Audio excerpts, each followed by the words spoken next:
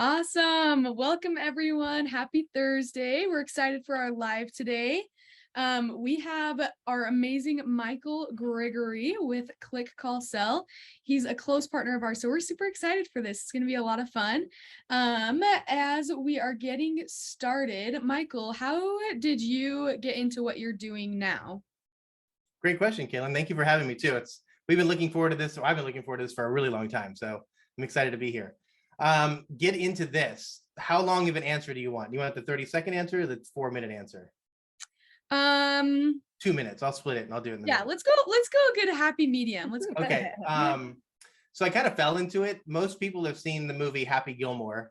And so I like to say that I was like the Happy Gilmore of music. So I played the trombone. I was a classically trained trombonist. I went to college and graduate school thinking that I was going to be a professional trombone player in an orchestra I somewhere. could totally see you I playing a can see trombone. that, yeah. Like, I could see it 100%. Thanks. Yeah, that's a compliment, I guess. It So is. it took my best friend now to convince me after school that I wasn't going to make it. I was like working in a restaurant, saving all of my money and flying across the country to take auditions, hoping to get a job where I could make $35,000 a year, which in hindsight, like, I don't know why I was doing that. So he convinced me to move from Cincinnati, Ohio, where I went to school, and pack up my car and move to San Diego, California to start a real estate investing company.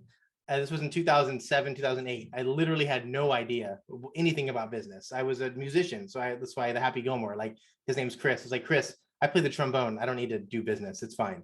So me, my 450 credit score and my $2,000 to my name, drove across the country to start a real estate investment company. So you can probably guess it didn't really work out very well. But my best friend in the world managed to like bring me along and like help me and really taught me. I credit him for so much of the success that I've had is really based on like the foundational principles of business that he's taught me, and his business is well over 8 figures now and just doing fantastic for himself. So good role model. And when I started helping him with real estate investing, I kind of found a love and passion for digital marketing. It's like fishing without getting your hands dirty. So we started buying like wholesale properties and short sales, working with like investors and buyers together. And I just built squeeze pages that would just like, if you wanted to buy a house, sign up for this list and we'll send you a list of houses that, and if you want to sell your house, sign up this list and we'll match the two people together. And that was super fun. I actually bought a couple of houses doing that when the crash happened. And after I ran out of money because the economy completely tanked in 2008, I couldn't buy any more houses. So I had to get a job. So I started working in a restaurant for a while, but then I got into home services with Window Genie in 2011 as a franchisee or a partner in a franchise, and did that for about 10 months until I just became really close. In fact, I was considered like one of the people I respect more than anything. And what a really good friend of mine is the founder of Window Genie. He's now sold it and retired, but just an awesome, great human named Rick. And he taught me about franchising, and I got to be a part of Window Genie at really small 20, 25 locations. And over a period of about 5 years, went from 20 or 25 locations to over 100. And I was the marketing guy for Window Genie. Oh, like I didn't know that. So yeah, cool. from 2012 to 2016, it was just me. And then we hired a team. By the time 2016 happened, when they were acquired by Neighborly, we had 4 people on our team. And just got to be a part of a rapidly growing franchise. And back in those days, like we dominated the exterior cleaning space, like we crushed it. It was amazing. And that's certainly not saying anything bad about Neighborly, but we had a really, really good team in place. So around that time, my wife started law school, wanted to practice law in California. So I knew the end was near in 2019. So rather than being an employee, getting the itch, working with franchise owners for a long time, I decided to leave, met Josh Latimer, Brandon Vaughn. Most people know who they are, and became a Conquer coach in February of 2019. So that's how I got started with it. And then really, I've just learned so much about how very, very large companies operate. I mean, Neighborly is a multi-billion-dollar organization, and just seeing how they built websites, how they scaled their companies, how they do their marketing. And I thought, I could do this for small people, like help them go on a level playing field with the people who own, $3 billion companies. So that's really where I've learned. And I've just been a student and a sponge for every single day since I've become an entrepreneur in 2011, really, and just learned as much as I can from as many people and try to put the things that work into good practice. I love that. Yeah. Oh, Caitlin, you're on mute, I think. Wow, what a good way, what a good embarrassing moment while on live. Just kidding. That's super awesome. I love that because we love Window Genie. I had no idea that you were ever even with them. So that's super cool. Oh, I had another thought. Michelle, did you have a question? What were you gonna say? Oh, I was just gonna say I love your story, and then I'm excited about what we're gonna talk about with you today. And now knowing your background, I'm even more excited. Yeah, Yeah, I'm that's excited. exactly Anytime you talk about like winning websites, I get really excited about that. That's awesome. I love that. Yeah, so for those of you that have joined us since we got started, we have Michael Grigery with us. He's with Click Call Sell. And then we have Michelle with Jill's office. She's our head of business development. And Michael today is going to be talking to us about how to level up your website and have an unfair advantage against your competitors. So we're super excited to dive into this. For those of you that don't know, Click Call Sell is the premier home service digital marketing company for any savvy entrepreneur.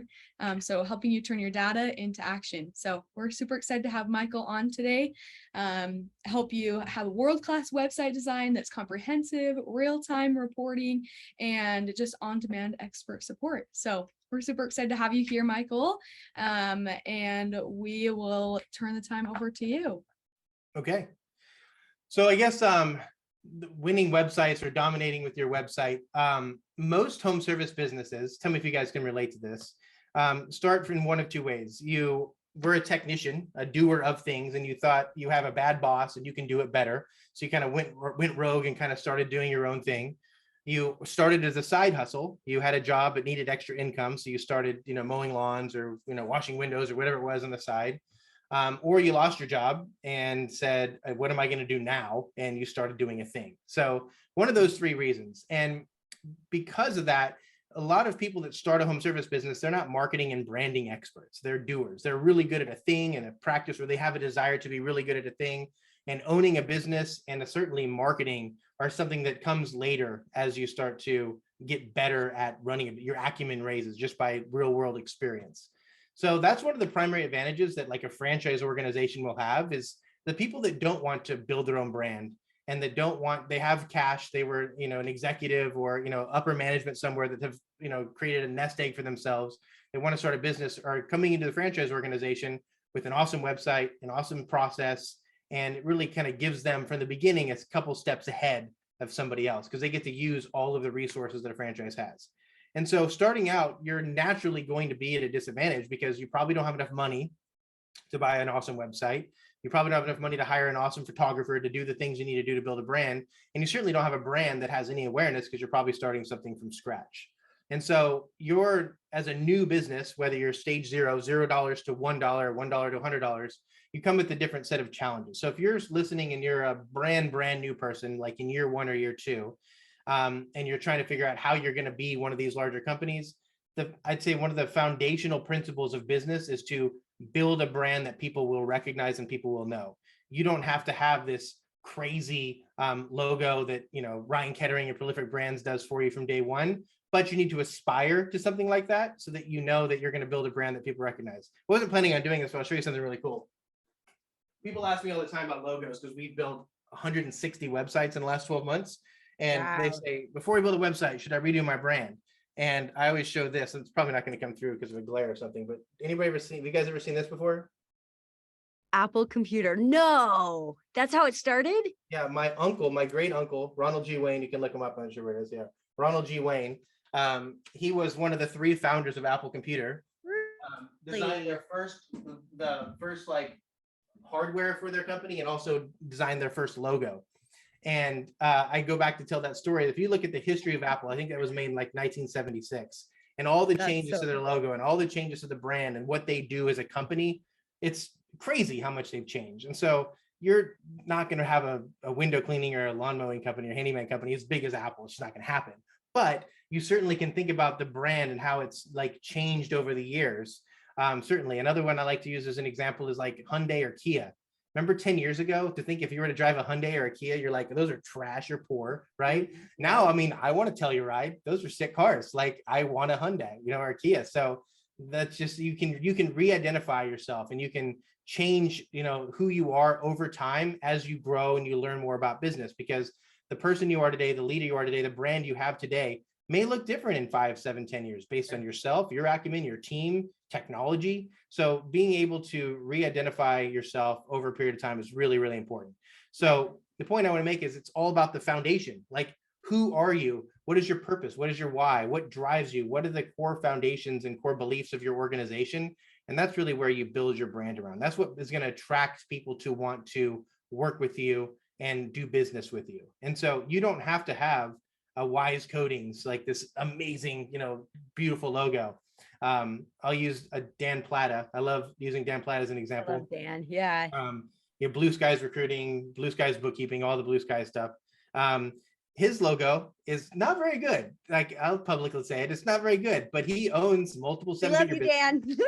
Yeah, I love Dan, but and he'll sell this. I always use, people talk about different things, and I'll use the Apple logo, I'll use a Fiverr logo, I'll use Dan Plata. You can build a 7-figure business with the Blue Skies logo, 100%, because it's who Dan is, right? It's the people he hires, it's the culture, and it's what makes the business, is not the logo. It makes the business by the people, the culture of the organization. And that is the absolute most important thing that you can do to grow and scale.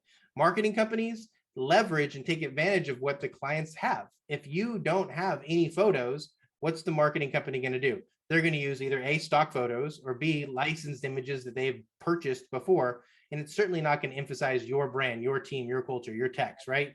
They see you. They want to see the buildings that you clean, the customers that you service. They want to see themselves on your website. And so if you want to create a marketing or just a website, digital marketing website that wins, you have to kind of create a website and a brand in the image of your customer, in the image of your avatar. I love that. And a digital marketing company is going to really struggle to do that unless either A, they're local and they can literally have a photographer that they pay to go take pictures and build your brand for you, or you hire a branding company. So it's on you, unless you have the cash to do it, or you have somebody local that's just willing to do it for you. It's really on you. And there's brands like Company Cam, phenomenal, very affordable way that you can just get before, during, and after pictures. Record those short videos. It doesn't need to be this crazy high level thing. It just has to be something showcasing your brand, your culture, your services, your customers, to connect that emotional gap between the pain that the customers have. My house is dirty, my concrete needs to be done in my garage, whatever it is, with the experience that your business is going to provide. Yes, I love that. And I mean, I love, don't get stuck on perfection. I mean, I love looking at that Apple thing. I've never seen that before. Yep. But I mean, you just start somewhere and then you just refine it. But if you're so focused on perfection, having the perfect lighting for the pictures, having the perfect logo and image, just you just move forward, do your best, and then you'll refine along the way, but just start going. Absolutely. Yeah. Imperfect action. Just get something live and then optimize it. I love too how you're talking about that it doesn't have to be something big and grand, that you're just connecting their pain point to what your service is. Because we've talked a lot about that at Jill's office too. It doesn't have to be something big and grand. Everyone has pain points, and whatever service you're in, whatever industry you're in, whatever service you're offering, you're solving a solution to some sort of pain that someone has. So if you can just connect them to that, that's gold. Yep. One of my favorite things to ask home service businesses that are struggling mostly with sales is, why are people calling you? And you're like, well, they want a service. Well, that's what, they want a service. Why are they calling you? Of all the 50 handyman plumber companies in your area, you're getting that phone call. Why? And the answer is because you've done something to earn their trust. They believe you can solve their problem. Nobody calls Jill's office. Nobody calls a service company being like, this is going to be the worst phone call I've ever had. I'm wasting my time with this. No, they believe you can solve their problem. So your job is to just be who they expect you to be. But to get more of those phone calls, you have to kind of create something that makes people believe that you can solve their problem. And that's what the website, your digital marketing overall does. Right. And I mean, a website really is just a communications piece. All it is all you're trying to do is communicate, hey, we know you have this problem and we have a way to solve it. Yep. And I mean, really, that's the whole point, to get them to call you or to reach out or to schedule or book online or whatever it is. You're just trying to make them take action by communicating who you are. Yep. As quickly and as efficiently as possible, getting from your pain to the solution fast. Adding steps just reduces conversion rates. Okay, I've heard different answers to this, and I'm curious what your it is. No, I mean, I trust you. I'm curious. How many seconds do you have someone's attention initially when they go to your website? Oh yeah, I've read studies about this. So yeah, you're going to get a bunch of different answers because people's attention is different levels of interest, right? So if somebody is just not, they're just like a Facebook ad, it's much less. I'd say 5 seconds for somebody that's like in the desire phase, they want something. And if you don't show in 5 or 10 seconds what they have, it's different. Okay. Yeah. And I mean, okay, so the main first photo on your website usually is called the hero photo, right? It's basically what do you have any advice on how do you decide what the hero photo is and what's right? No, it's really good. So we have like tons and tons of data to support this. And you can see this practice done on almost every major franchise brand in the country.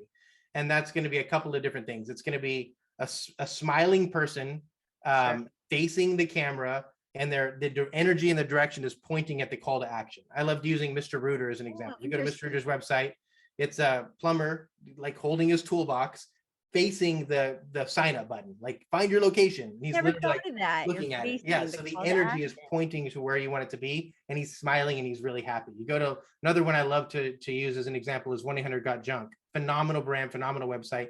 Every single picture you see is models. They're junk removal guys, they're really models, like handsome dudes holding boxes, smiling at each other, high-fiving. Like that, for the hero image should be that. The hero image should say, people are really happy doing what I want done. That sounds awesome. So smiling people facing the camera. One thing, the mistake people make is they put a picture of a guy at the back of a dude like doing something, and that's not it. I know I'm on a window cleaning site. I know I'm on a handyman site. I don't need to see somebody's shirt doing handyman things. That's clearly, I searched handyman near me. I'm on a handyman site. I don't need to see the back of somebody's shirt doing a handyman project. True. Okay, so we're primarily talking about home services here. So say you're a carpet cleaner. Your hero image isn't like the focal point shouldn't be carpet. Maybe there's some clean carpet in there, but really you should have an image with it. Or like if you're any kind of exterior cleaning services, your focal point is not necessarily just a house, a pretty house. Yeah. You suggest having some sort of actual human character there. You have to think about your industry and what drives people to get that thing done. So Christmas lights is we're coming into Christmas light season right now.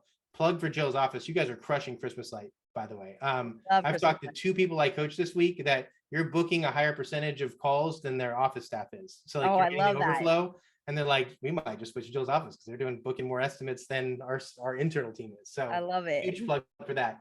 But if you think about, if you're in the Christmas light industry or any industry that has like an emotional connection, you're literally selling happiness with Christmas lights. People are paying thousands of dollars to have lights put on their house for 8 weeks. That's wild, right? And these people are writing checks, like smiling, like so happy.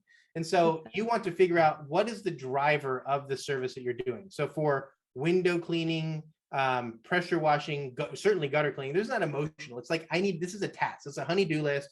Get this marked off the list. So you want to kind of create a different look and a different feel for a service based on who the person visiting your site is. You look at concrete coatings, males have a huge connection to like how their garage looks, and having a totally awesome garage means something. So you get those like signs of people holding up like, my garage was done by this, and you get to see the before and afters. That creates an emotional feeling that somebody wants that, and that's going to create the lead. So it's hard to say for any, like I could name 1 or 2 industries, but who is your avatar? Why are they getting this work done? Is it like pressure washing is mostly just house is dirty, HOA called, I need to get this thing done.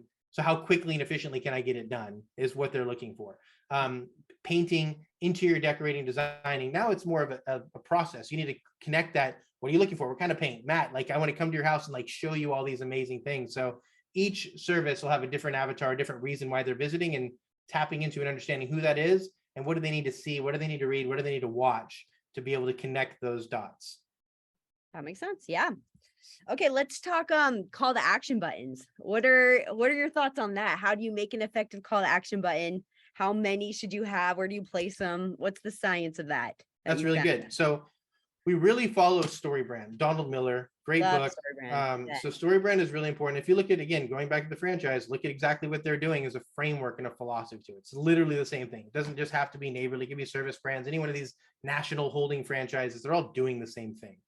Right. And so first thing you want to do is measure how many people are clicking on those buttons relative to how many people are visiting your website. So your website will have a homepage, probably like a primary service page where it talks about all your primary services. Then like in each individual service will have a button or a page itself. So each one of those primary pages on your site, you should know how many visits you're getting for the homepage, each service page, how many clicks to that button you're getting. So what is the percentage and the ratio? Because the first thing you're missing is if we're not getting any clicks on that button or visits to our form, or completions of that form, there's a disconnect there. The second is if you're driving people to an actual contact us form, you want to tell them exactly what's going to happen when they fill out that form. So the relationship between page visits, like how many people are visiting my contact us page, and form completions. That's such an important metric. I've seen people with 20%, literally 1 in 5 will fill out the form and submit it. And I've seen people with 75 or 80% filling out the form and submit it. It's all based on the call to action buttons and what you're doing from an emotional standpoint. So for those, it depends on where you're at. If you're on a more of a page, a service like a multi-step sale, so like you have book a job and then you can schedule your own estimate or something after that, it may be a little different, like Get Started, because Responsibit does a great job at this. So they have the form, let's just collect your information. Now we have that. And then if you don't complete it, at least we have your name, email, and phone number, so we can follow up with you after that. And so, instant bid, instant quote, if you can do the amount of time it takes, get scheduled under 60 seconds. The timing really works if you want to have some sort of urgency on there.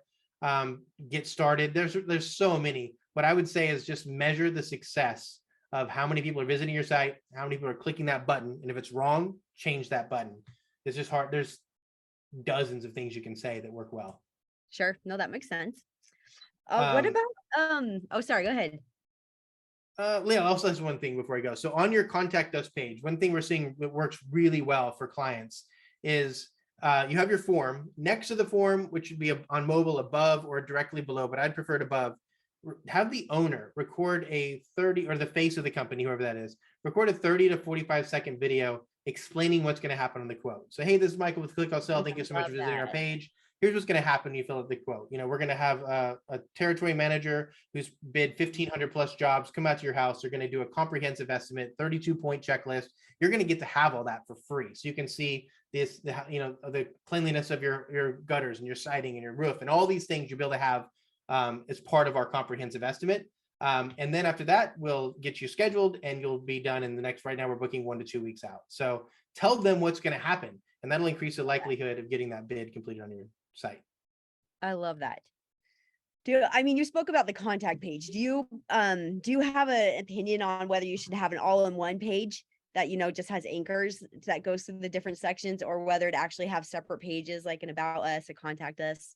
What's your recommendation as far as that goes? There's a big debate. So both really is the cool thing about doing something like Google ads, Facebook ads, anything you can bring a customer like directly to a page that you control, is you get to experiment a lot on that. And certain industries work better with a form on the page, urgency, ease. So like low cost, like landscaping, maid services, those are really easy because people just want to get a price. Like I want my house cleaned. It's going to cost a couple $100. Your closing rate's pretty high on that. So the form on the page is being right there. Other ones take a little more time, higher ticket, like landscape design, landscape lighting, those, $10,000 plus services have more of a nurture cycle that you need to go through. So having a contact us page, because you're going to be asking a lot more information about those than you would on a landscaping page, right? That makes sense. They both work. I would, if you're getting a website built, you can do both. You can toggle back and forth, put a form on there for a month, take it off, see the data stats and see if it works. Most people are asking too many questions for simple services.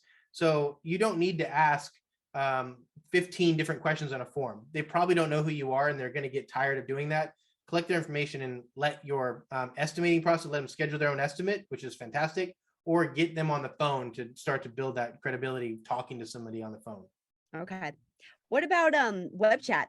That's on my mind right now because we're actually beta launching a live 24/7 chat bot, or it's not a bot, it's a live person. Mm-hmm. Have you seen much, in regards to that? Do you have any opinions on that, of having a chat option? Yeah, attribution is hard right now for some web chats because attribution is attributing where a lead came from. And some chatbots are third-party applications, meaning that the code is from a different company besides like what you can track in analytics. So we have to, in some cases, really rely on the client telling us how many people are filling out the web chat, or going into the analytics of the actual website and see how many people are filling it out.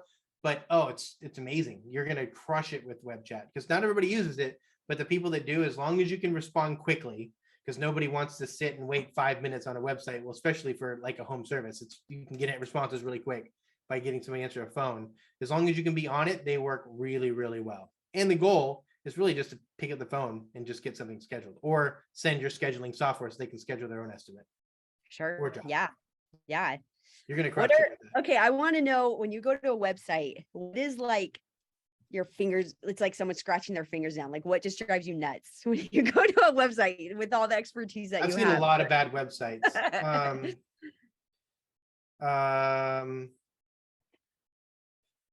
I mean, there's so many things, like just terrible, like literally terrible logos.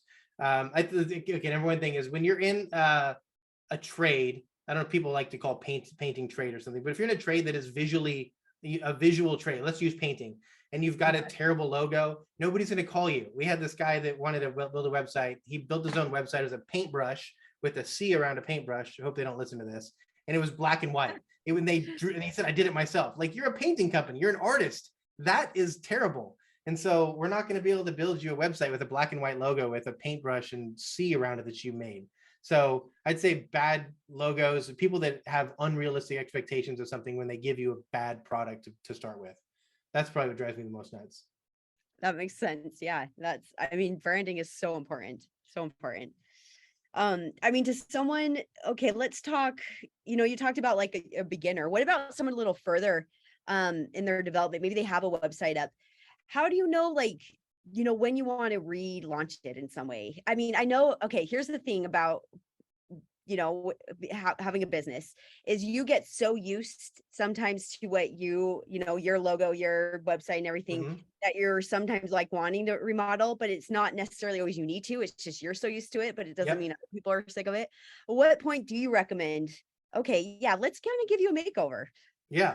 So general thumb in the franchise world, it's every 2 to 3 years. Probably 3 years is a good time. Not for a total like revamp. You don't need to go from like Squarespace to WordPress and like redo your logo and everything, but just update. And that's because things change, technology changes.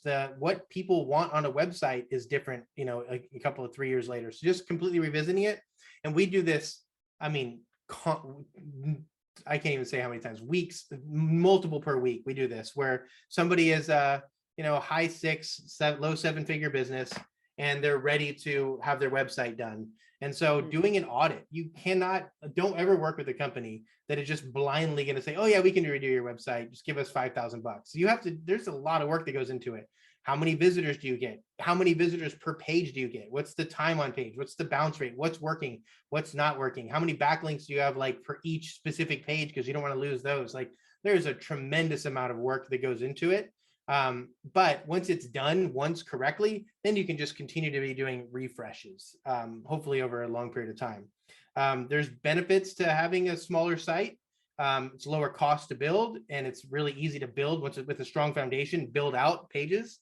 That once you get a website with 200, 300, 400 pages, it gets pretty expensive to rebuild a 400-page website versus a 10-page website. So I would say, if you're thinking about really going all in with building a brand, build a strong foundation, get a really good start, and then it's a lot easier to maintain a strong foundation. I love that.